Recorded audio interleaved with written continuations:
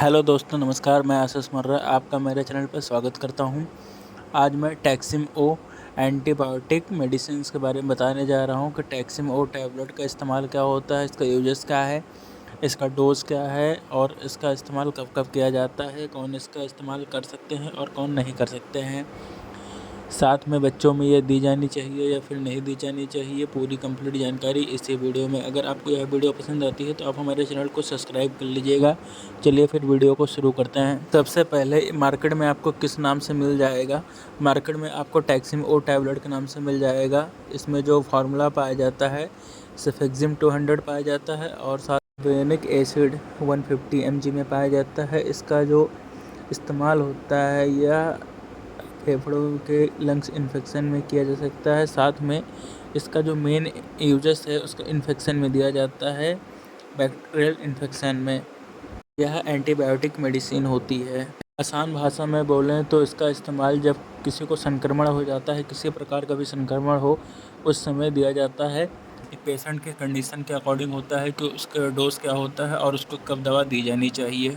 This cefixime belongs to the cephalosporin class medicine. यह cefixime जो दवा होती है सेफलोस्पेरिन क्लास की दवा होती है और यह 3rd जनरेशन की दवा होती है, जिसे नॉर्मल भाषा में बोलते हैं 3री जनरेशन की दवाई होती है, जो कि बड़े पैमाने पर जीवाणुओं को मारती है। मतलब कि जो बैक्टीरिया होता है उनको एक लार्जेस्ट बेस पे इसको किल करती है। मैकेनिज्म देख लेते हैं इसका।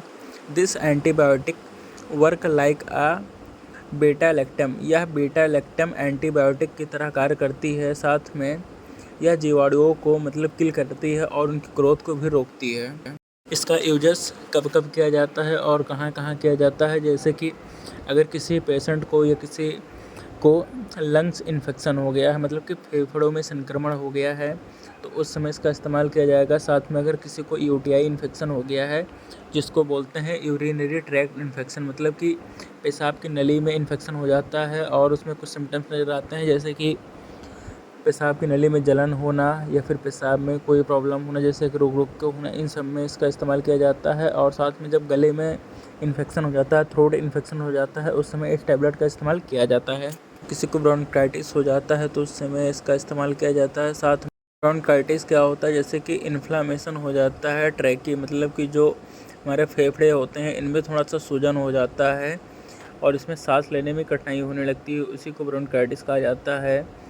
इस बीमारी में ट्रैकिया और ब्रांकी के अंदर म्यूकस मतलब कि मवाद भर जाता है, पस भर जाता है, जिससे कि मरीज को खांसी आती है और साथ में जब वो सांस लेता है तो उसमें कठिनाई भी देखने को कभी कभी मिलती है किसी किसी पेशेंट को। साथ में एक ऐसी कंडीशन होती है जो कि टॉन्सिल्स में सूजन आ जाती है, जो हमारे इस डायग्राम में देखिए जो अंदर होता है लटकता हुआ दिख रहा है, यहाँ पे सूजन हो जाता है, तो उस समय इसको टॉन्सिलाइटिस भी कहा जाता है और इसे बैक्टीरिया इन्फेक्शन के कारण होता है। जब किसी को बैक्टीरिया के द्वारा संक्रमण हो जाता है उस समय ये होता है, उसके समय इस सब टैबलेट का इस्तेमाल किया जाता है। मार्केट में आपको अलग अलग नाम से मिल जाएगा। वैसे इसका जो फेमस ब्रांड नेम है टैक्सिम ओ CB 200 के नाम से भी मिल सकता है मार्केट में आपको। और इसका जो डोज होता है सुबह शाम दिया जाता है, एक एक गोली। जब भी आप किसी भी दवा को प्रिस्क्राइब करें तो उस समय इतना ध्यान दीजिए कि पेशेंट की एज क्या है, उसके अकॉर्डिंग उसका डोज़ कैलकुलेट किया जाता है कि उसका डोज़ कितना होना चाहिए। जो भी मैं दवा बता रहा हूँ अपनी मर्ज़ी का इस्तेमाल ना करें, नहीं तो आपको भी इसके बहुत सारे नुकसान देखने को मिल सकता है।